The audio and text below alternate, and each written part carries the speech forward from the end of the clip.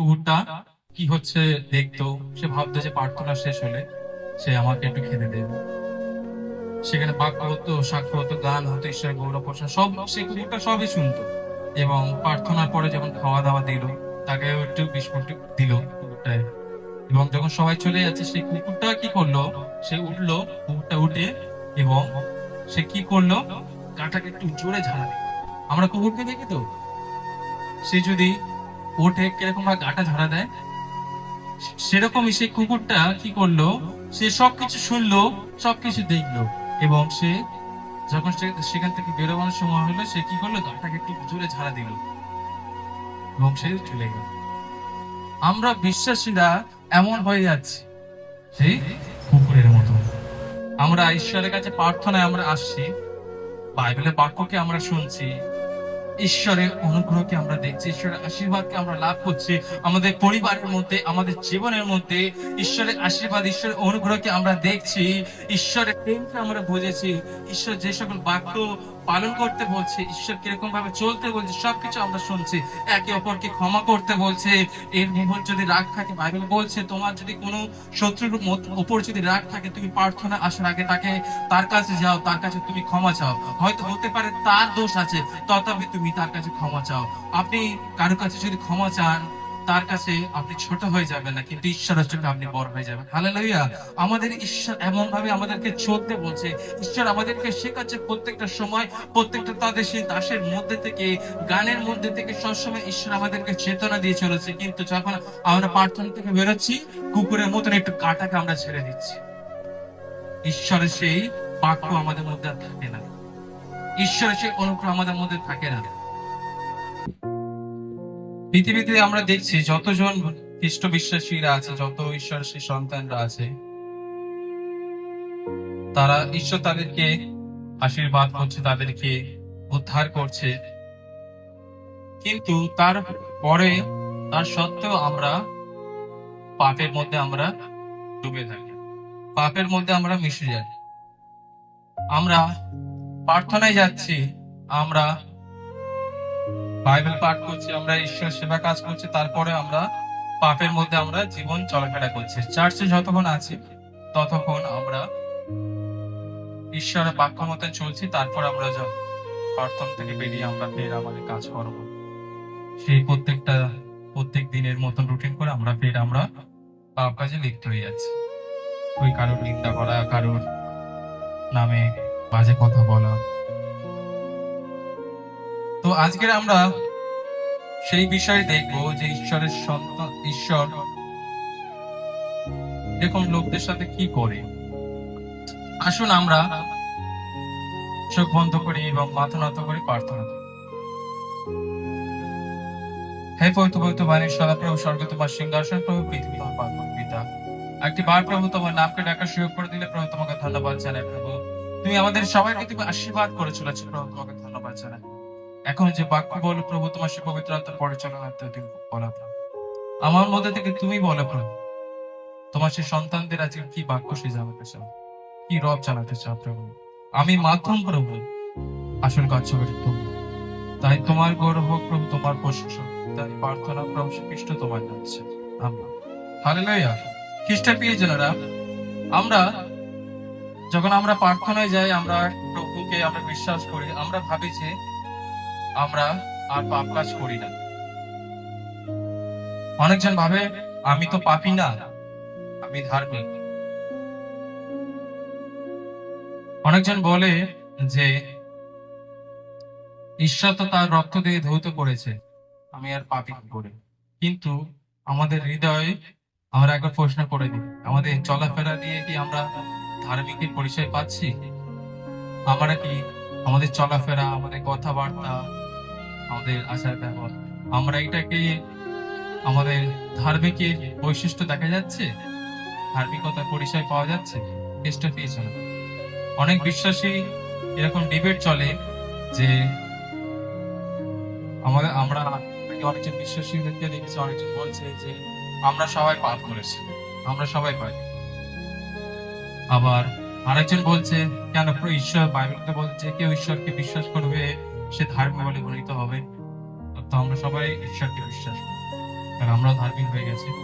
খ্রিস্ট প্রিয়জনেরা, আমরা বুঝতে পারি না, এই জন্য আমরা কি করি যে আমাদের ঈশ্বরের কাছে সেই প্রার্থনা আমরা বন্ধ করে দিই।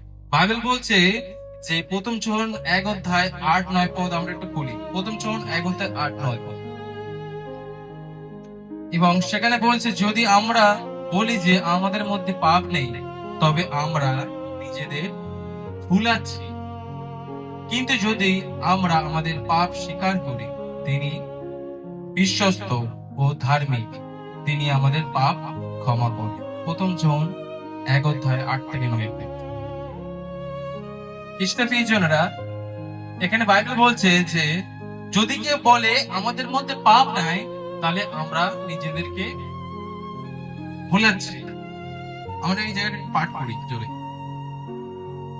আমরা যদি বলি যে আমাদের পাপ নাই, তবে আপনারা আপনাদিগকে ভুলাইয়া আমাদের অন্তরে নাই। যদি আমরা আপন আপন পাপ স্বীকার করি, তিনি বিশ্বস্ত ও ধার্মিক, সুতরাং আমাদের পাপ সকল মোচন করবে। Amen, hallelujah. বাইবেল বলছে এখানে কেউ যদি বলে যে আমার মধ্যে পাপ নাই, অনেকজন খ্রিস্ট প্রিয়জনেরা এমন বিশ্বাসী আছে, প্রার্থনার মধ্যে আসবে, প্রার্থনা এসে হালেলুয়া হালেলুয়া হোসান্না হোসান্না এত জোরে জোরে চেঁচিয়ে চেঁচিয়ে প্রার্থনা করবে, এমন দেখাবে যে সে একদম স্বর্গ থেকে পড়েছে। এমন সে দেখাবে সে কখনো সে পাপ কাজ করেনি, তার মধ্যে পাপ না। লোককে ছোট করবে, ও তো পাপ কাজ করে, ও বাড়ি গিয়ে ঝগড়া করে, ওর শাশুড়িকে দেখে না, ওর বউকে দেখে না, ওর স্বামী স্ত্রীর সাথে ঝগড়া হয় সবসময়, ও বাজে কাজ করে। আমরা অনেক বিশ্বাসীরা আছে এমন যে লোকের চোখে লোককে আঙুল দেখাবে খ্রিস্ট প্রিয়জনেরা, যে ও ওই কাজটা করেছে, ও তো পাপী, আমি ধার্মিক। ও এমন ভাবে প্রার্থনা সবার সামনে দেখাবে সে কখনো পাপ কাজ করেনি। এমন ভাবে দেখাবে ও আমি তোদের সাথে মিশবো না, আমি বাইবেলের বাক্য মতন চলি, আমি তোদের সাথে মিশবো না। ঈশ্বর বলেছে তোমরা মন্দ থেকে পলায়ন করো। ঈশ্বর সংহিতা বলছে তোমরা মন্দ থেকে পলায়ন করো। এই জন্য অনেক বিশ্বাসীরা আছে কি তারা পাপীদের কাছে যাবে না। আমি ধার্মিক ব্যক্তিদের সাথে আমি চলাফেরা করবো, আমি পাস্টারের সাথে চলাফেরা করবো, ভালো লিডারদের সাথে চলাফেরা করবো। ওই যারা সে নতুন বিশ্বাসী আসে তাদেরকে আমি তাদের সাথে মিশবো না, তারা পাপ কাজ করে, এ চুরি করে, ও ডাকাতি করে, ওর সাথে আমি মিশবো না। খ্রিস্টের প্রিয়জনেরা, আমরা এমন অনেক বিশ্বাসী আছে তারা নিজেদেরকে একটু ধার্মিক দেখায়, কিন্তু বাইবেল আমাদের কি বলছে যে যদি আমরা বলি যে আমাদের মধ্যে পাপ নাই, তবে আমরা নিজেদেরকে ভুলাচ্ছি। খ্রিস্ট প্রিয়জনের প্রত্যেকটা মানুষের মধ্যে পাপ আছে, প্রত্যেকটা বিশ্বাসীর মধ্যে পাপ আছে।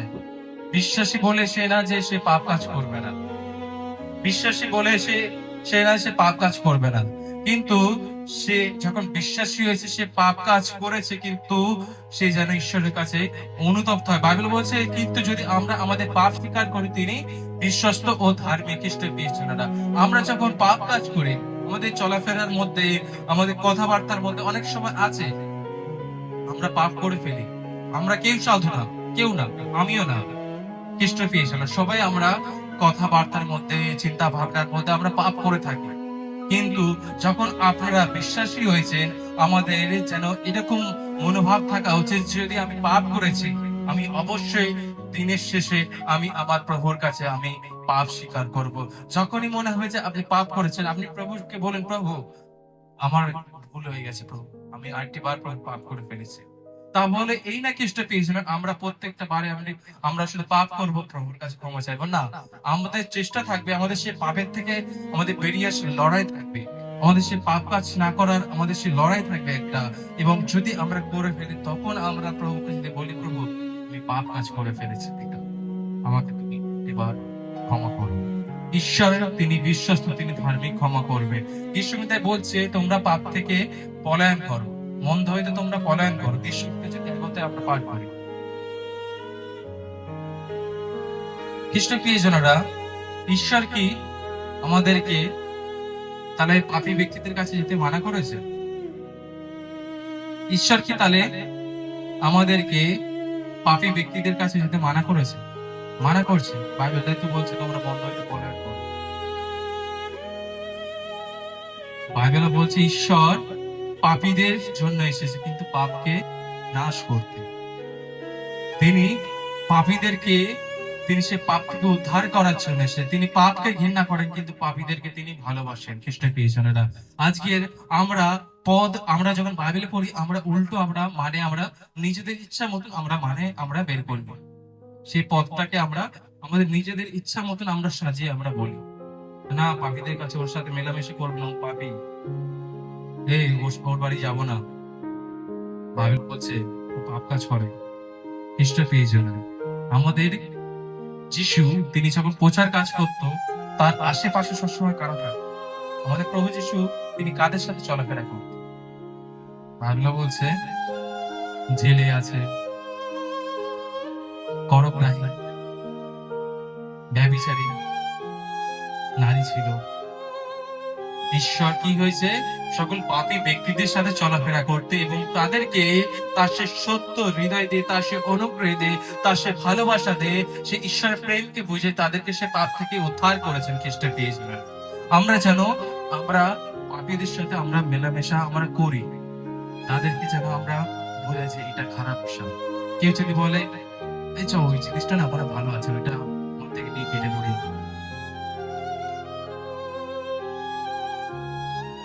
আজকে যদি আমি মিথ্য কথা না বলি না, আমার আজকে খারাপ হবে, আমার ক্ষতি হবে। আমরা কি করি? আমরাও তার সাথে আমরা একমত হয়ে যাই, ঠিক আছে করে নিক না রে, তার সমস্যা আসবে। কিন্তু খ্রিস্ট পেয়েছেনরা, আমরা মিথ্য কথা বলি, আমরা বাজে কাজ করি, কিন্তু সেই সকল অনেকের জন্য আমরা শান্তি পাবো, অনেকের জন্য আমাদের মনে চিন্তা আসবে না।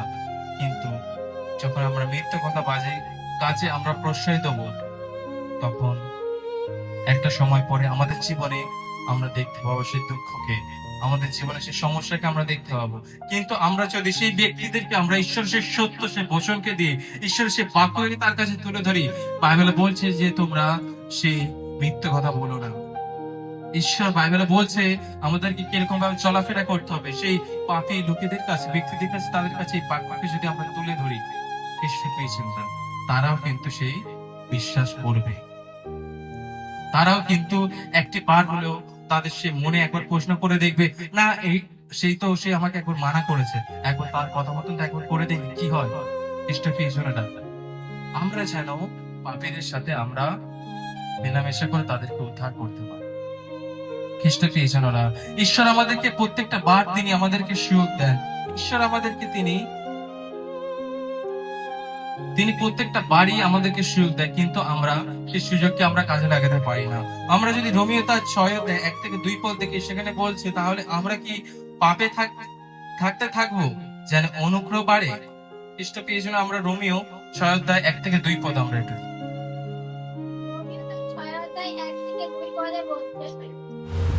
তবে কি বলিব, অনুগ্রহের বাহুল্য যেন হয় এই নিমিত্ত কি পাপে থাকিবে, তাহারা দূরে থাকুক। আমরা তো পাপের সম্বন্ধে মরিয়াছি, আমরা কি প্রকারে আবার পাপে জীবন যাপন করিব? Amen, hallelujah.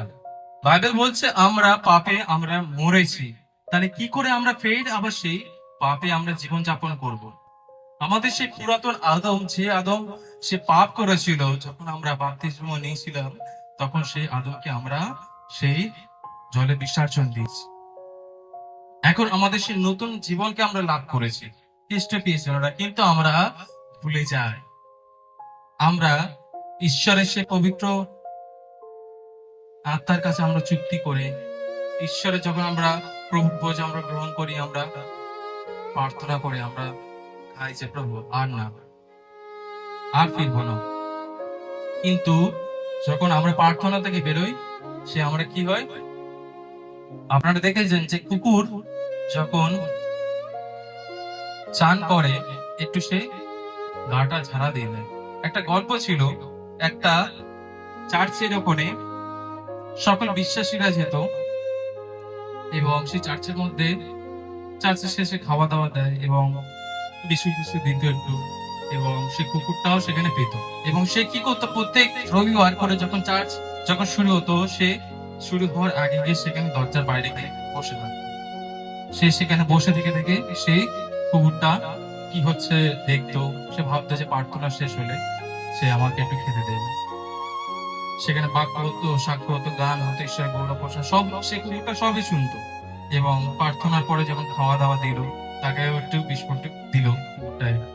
এবং যখন সবাই চলে যাচ্ছে, সেই কুকুরটা কি করলো, সে উঠলো, কুকুরটা উঠে এবং সে কি করলো, গাটাকে একটু জোরে ঝাড়া দিল। আমরা কুকুরকে দেখি তো, সে যদি ওঠে কিরকম ভাবে গাটা ঝাড়া দেয়, সেরকমই সেই কুকুরটা কি করলো, সে সবকিছু শুনলো, সবকিছু দেখলো। এবং সে যখন সেখান থেকে বেরোবার সময় হলো, সে কি করলো, গাটাকে একটু জোরে ঝাড়া দিল এবং সে চলে গেল। আমরা বিশ্বাসীরা এমন হয়ে যাচ্ছি সেই কুকুরের মতো।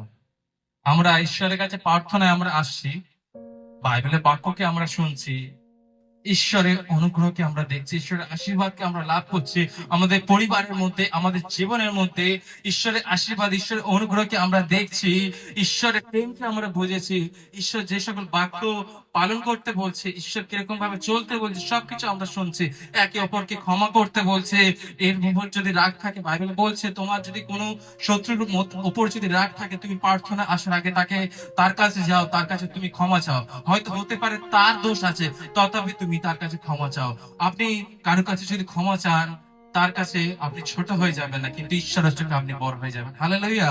আমাদের ঈশ্বর এমন ভাবে আমাদেরকে চলতে বলছে, ঈশ্বর আমাদেরকে শেখাচ্ছে প্রত্যেকটা সময়, প্রত্যেকটা তাদের সেই দাসের মধ্যে থেকে, গানের মধ্যে থেকে সবসময় ঈশ্বর আমাদেরকে চেতনা দিয়ে চলেছে। কিন্তু যখন আমরা প্রার্থনা থেকে বেরোচ্ছি, কুকুরের মতন একটু কাটাকে আমরা ছেড়ে দিচ্ছি।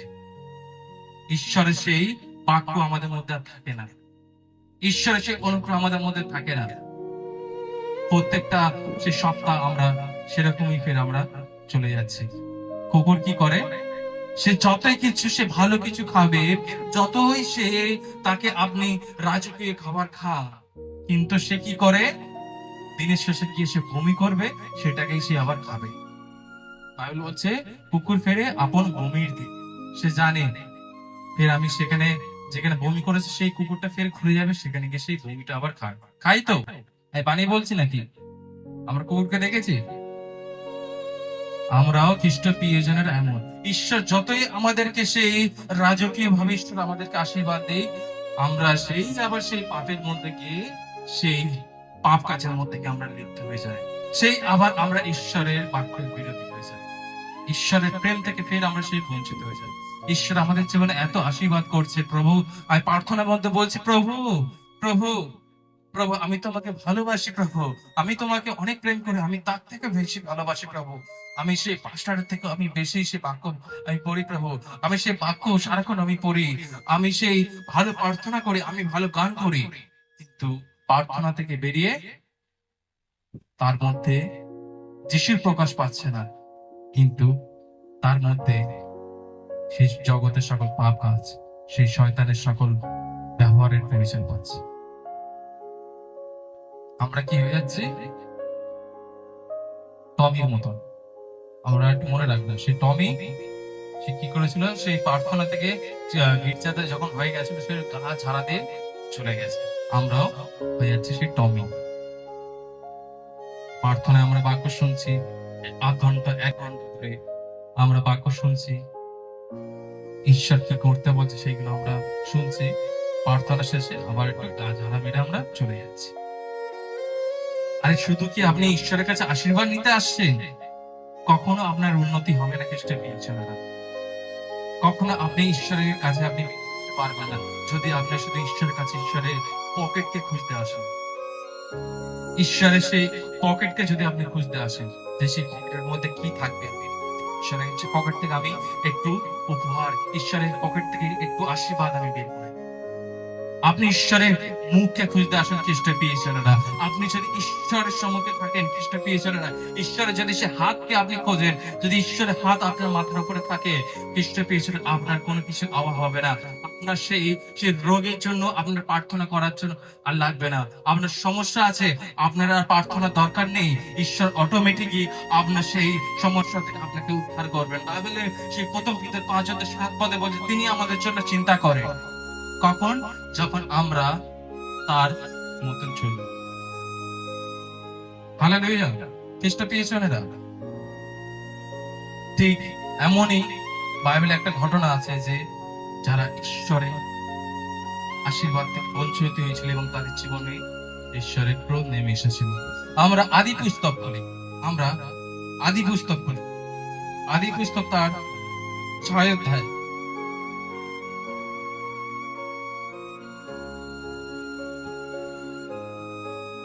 5 থেকে কয়েকটি পদ আমরা একটু পাঠ করি। 6 থেকে বলছে, আর সদাপ্রভু দেখে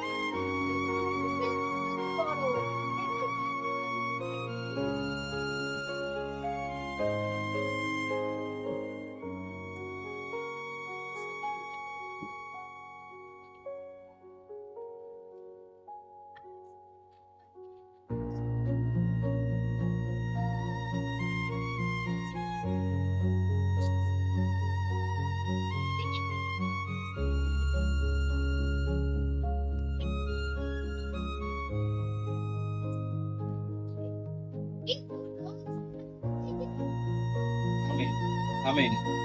খ্রিস্ট প্রিয়জনেরা, সেই সময় বাইবেলে একটা ঘটনা বলছে যে সেই সময় ঈশ্বর তার একটা সন্তানের কথা বলছে, নূহ।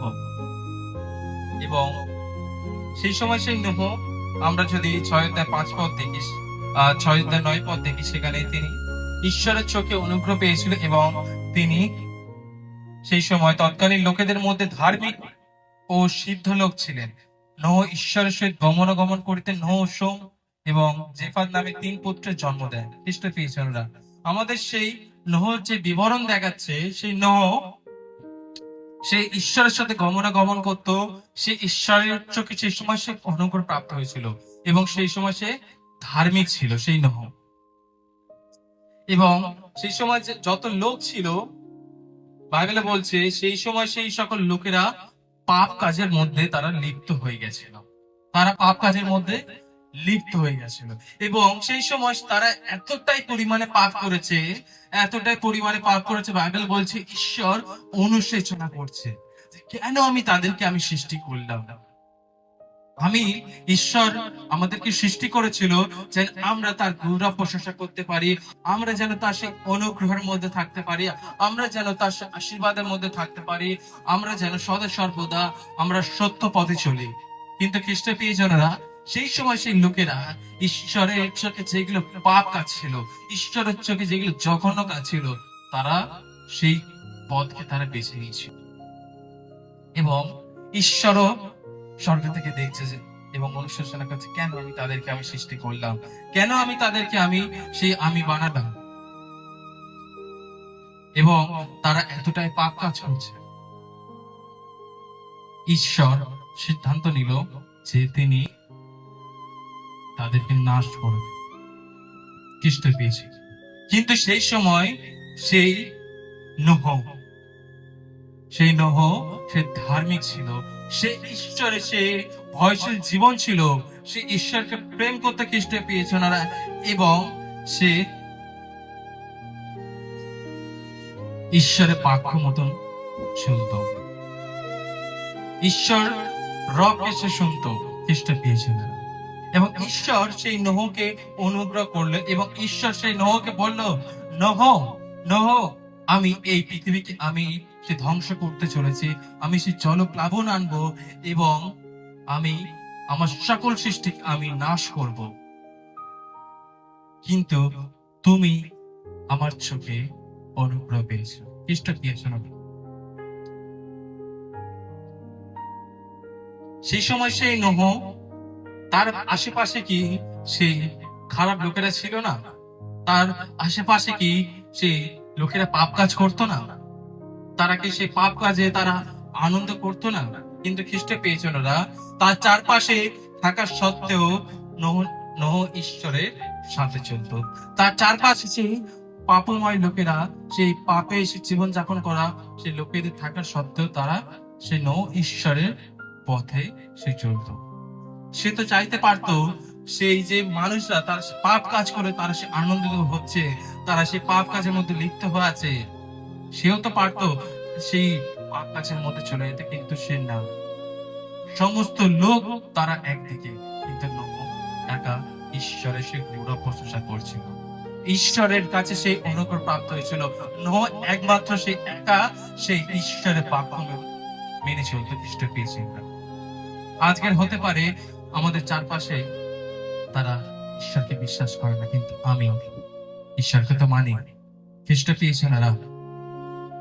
আজকে সেই সময় সেই নোহ ঈশ্বরকে ভয় করে চলতে, ঈশ্বরের বাক্য মেনে চলতো, তাই জন্য ঈশ্বর তাকে সেই সেই ঈশ্বর ক্রোধ থেকে বাঁচার একটা উপায় দিল। নোহকে বলল, আমি 40 দিন 40 রাত আমি পৃথিবীতে সেই বৃষ্টিপাত করব, এবং সমস্ত জায়গা সেই জলে মগ্ন হয়ে যাবে, কিন্তু তুমি একটা জাহাজ বানাও, সেই জাহাজের মধ্যে তোমরা যাবে, এবং আমি তোমার পরিবারকেও সেই বিনাশ থেকে রক্ষা করব।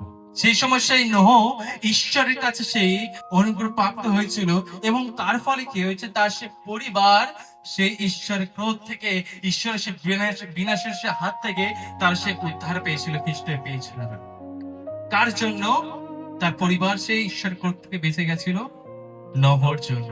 কারণ নোহ ঈশ্বরের চোখে অনুগ্রহ প্রাপ্ত হয়েছিল, কারণ নোহ ঈশ্বরকে ভয় করে চলতো, কারণ নোহ সে ঈশ্বরের বাক্য মেনে চলতো। আজকে হতে পারে খ্রিস্ট পেয়েছনারা ঈশ্বর আমাদের চারপাশে সেই ঈশ্বর ক্রোধ নামাচ্ছে, কিন্তু আজকে যদি আপনি যদি ঈশ্বরের চোখে অনুগ্রহ প্রাপ্ত হই, আজকে আমাদের জন্য, আমার পরিবারকে, আমার সে সমাজকে তিনি রক্ষা করবে। খ্রিস্ট পেয়েছনারা আমাদের মনে পড়ে সেই আদমের আব্রাহামের সে ভাইপো। আব্রাহামের ভাইপোর নাম কি? লোট। হাল্লেলুয়া। খ্রিস্ট পেয়েছনারা সে আব্রাহামের সে ভাইপো সে সদম গমরায় চলে গেছিল, এবং সেই সদম গমরাও সেই সময় ঈশ্বরের চোখে এতটাই পাপ করেছিল, ঈশ্বর বলেছিল, আব্রাহাম, আমি সেই সদম গমরাকে বিনাশ করব, কিন্তু আব্রাহাম জানতো সেই সদম গমরার মধ্যে আমার সেই ভাইপো সেই লোট থাকে, সেই লোট থাকে। এবং আব্রাহাম ঈশ্বরের কাছে বারবার করে বলছে, প্রভু, সেই ঈশ্বরের কাছে ডিরেক্ট বলতে পারছে না, প্রভু আমার তো ভাইপো ওখানে থাকে, তুমি তাকে রক্ষা করো না, কারণ আব্রাহাম তাকে ভালোবাসে, তার ভাইপোকে। কেউ চায় না তার সেই পরিবারের মধ্যে কেউ ধ্বংস বিনাশ হয়, কেউ চায় না। ঠিক সেরকম আব্রাহাম সে ঈশ্বরকে বারবার করে বলছে, প্রভু যদি সেই সদম গমরার মধ্যে যে দর্শন যদি ধার্মিক ব্যক্তি থাকে, তাহলে সেখানে বিনাশ করবে। ঈশ্বর বলছে না।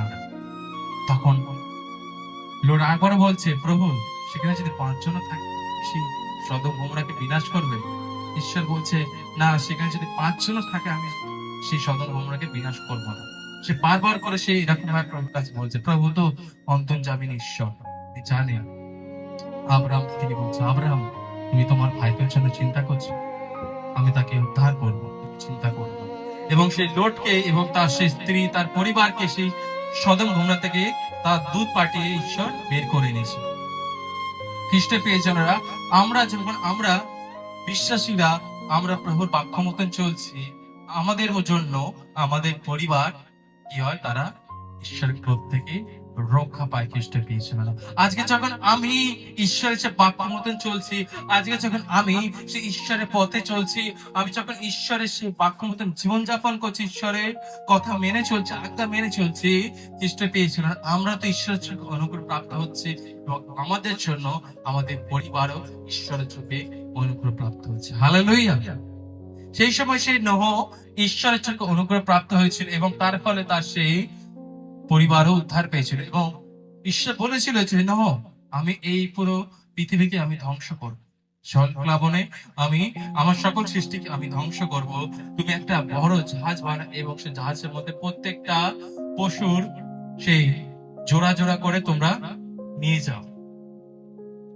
এবং সে নোহ কি করলো, সেই জাহাজকে সে বানালো। খ্রিস্ট পেয়েছেন ওরা, জাহাজকে সে বানালো 100 যত সময় 120 বছর ধরে, এবং সেই 120 বছর ধরে সে যখন সে জাহাজকে সেই বানানো, তখন সে কিন্তু বোঝার কাজ করেছিল। সে চাইতো, সে পারতো যে সে সেই মানুষগণ তো পাপ কাজ করেছে, তাই তারা ঈশ্বরের কাছে সেই বিনাশ হয়েছে, তারা মারা পড়ে। আমি আর আমার পরিবার তো বেঁচে যাচ্ছে, আমি আর আমার পরিবার তো সেই রক্ষা পাচ্ছি। সে পারতো, কিন্তু খ্রিস্ট পিছনেরা সে চাইলো আমি উদ্ধার পাচ্ছি, আমার সাথে সাথে সেই সমাজের সকল লোকেরাও উদ্ধার পায়। তাই জন্য সে যখন সেই জাহাজকে সে সৃষ্টি বানাচ্ছিল, তখন সে প্রত্যেকবারে বলছে তোমরা মন ফেরাও, ঈশ্বর তো সেই জগৎকে সেই নাশ করবে, ঈশ্বর সেই জলপ্রবাহ আনবে। সেই সময় লোকেরা তারা কি করেছিল জানেন? নোহর উপর তারা নোহকে ঠাট্টা করেছিল, নোহর উপর তারা হাসছিল, ও তুমি কি পাগল হয়ে গেছো? এই গরমের মধ্যে সেই জলের একটা ফোঁটা পড়ছে না, আকাশে কোনো মেঘ নেই, তুমি জাহাজ বানাচ্ছ। তারা সেই সমাজের লোকেরা তারা ঈশ্বরের রবকে শুনলো না, তারা সেই নোহর সেই কথাকে তারা অবজ্ঞা করলো।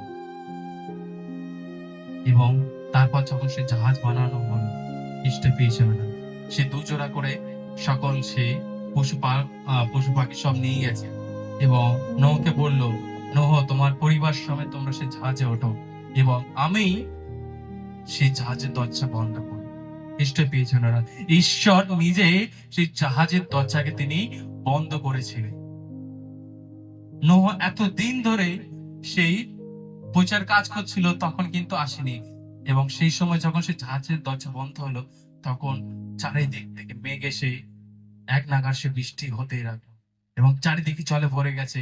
লোকেরা তখন বুঝতে পারছে না নোহ সেই সত্যি বলেছিল, ঈশ্বর আমাদের উপর রেগে গেছে। তখন সবাই সেই নোহর সে জাহাজের দিকে গেছে, কিন্তু সেখানে গিয়ে দেখছি সেই দরজা বন্ধ হয়ে গেছে।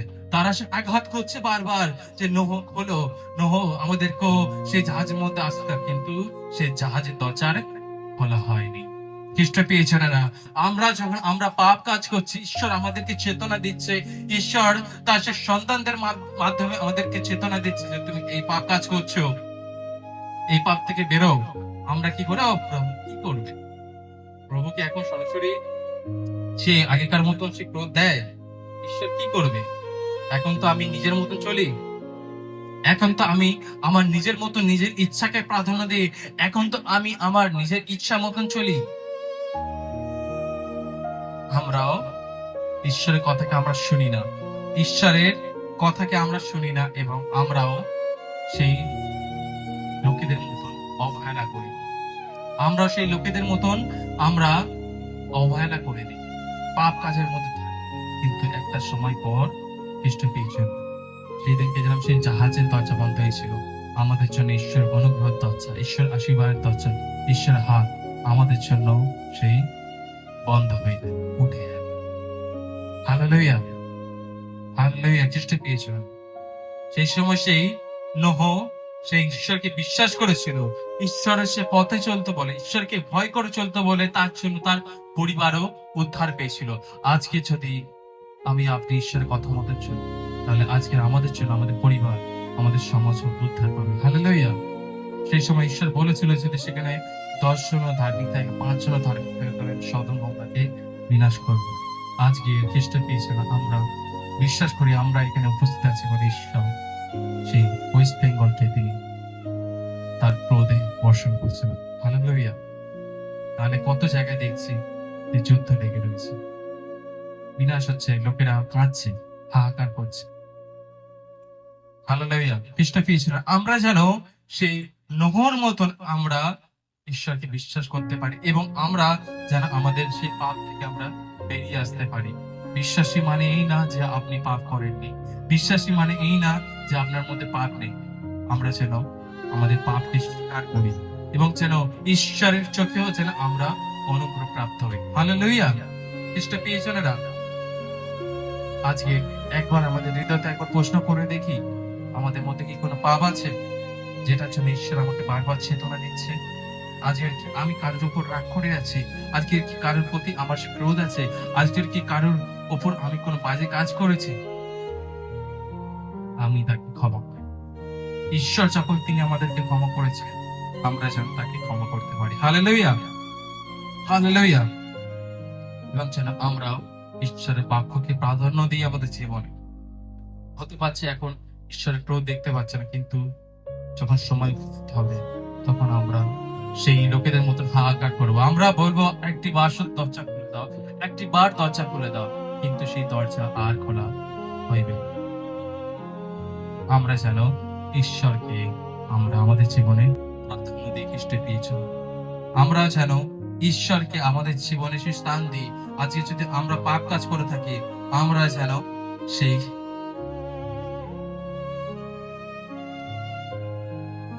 আমরাও যেন সেই ঈশ্বরের কাছে আমরা ক্ষমা চাই। সেই সময় সেই নোহ যখন সেই নৌকা বানাচ্ছিল, সেই লোকেরা কি তাকে টিটকারি করেনি? তারা কি ঠাট্টা ওড়ায়নি? সে তো লোকেদের সেই ঠাট্টার জন্য সে লজ্জায় পড়ে সে সেই নৌকা বানানো বন্ধ করে দিতে পারত। সে কিন্তু সে বন্ধ করে দিতে পারতো সেই জাহাজ বানানো। আমরা অনেক সময় লোকেরা আমাদেরকে কি বলবে, কি সে আমি যদি প্রার্থনা যাই কি করবে লোকেরা, সে আমাদের সাথে সম্পর্ক তুলে দেবে, এই ভয়ে আমরা ঈশ্বরের কাছ থেকে আমরা দূরে সরে যাই। কিন্তু নোহ লোকেদের ঠাট্টা করিয়েছিল লোকরা, কিন্তু তথাপি সে প্রভুকে সে বিশ্বাস করেছিল। খ্রিস্ট পেয়েছিল না। আজকে আমরা যখন প্রার্থনায় আসি, অনেক লোকেরা বলে যে তুই যদি সে চার্চে যা, আমি তোর সাথে কথা বলবো। আমরা যেন বলি, লোকে যদি আমাদেরকে দেশ করে আমার দুঃখ নাই, কিন্তু আমি যেন ঈশ্বরের চোখে আমি অনুগ্রহ পেতে পারি। হালেলুয়া। ঈশ্বরের চোখে যেন আমি অনুগ্রহ পেতে পারি। চেষ্টা পেয়েছে না। আসুন আমরা আমাদের হৃদয়ে একবার প্রশ্ন করে দেখি। আসুন আমরা আমাদের হৃদয়ে একবার প্রশ্ন করে দেখি। খ্রিস্ট পেয়েছেন যখন আমাদের হৃদয়ে প্রশ্ন করব, আমাদের পাপকে আমরা বুঝবো, তখন আমরা ঈশ্বরের কাছে আমাদের পাপকে স্বীকার করতে পারবো। হালেলুয়া। সেই সময় সেই জলে প্লাবনে সকল মানুষ তারা মারা পড়েছিল, কিন্তু ঈশ্বর তাদেরকে রক্ষা করেছিল। এবং তারপরে কি হয়েছিল? ঈশ্বর এই নোহর সাথে চুক্তি করেছিল যে আর কখনো সেই জল প্লাবন আর আনবো না। আমরা যদি আদি পুস্তক 9 পর দেখি, সেখানে ঈশ্বর চুক্তি করেছিল যে আর কখনো সেই জলপ্লাবন আসবে না। খ্রিস্ট পেয়েছে না। সকল লোক মারা গেছিল, কিন্তু নোহর পরিবার, নোহর সাথে যারা সেই পুষ্প ফিরেছিল, তারা সেই ঈশ্বরের ক্রোধ থেকে উদ্ধার পেয়েছিল। Hallelujah, hallelujah. আজকে যেন আমরাও ঈশ্বরের কাছে আমরা অনুগ্রহ পেতে পারি। দিদির কাছে দিদি, মুসলি দিদির কাছে দিদি, খ্রিস্ট পেয়েছে না। আসুন একবার আমরা আমাদের হৃদয়ে প্রশ্ন করে দিই। আমরা সবাই চোখ বন্ধ করি।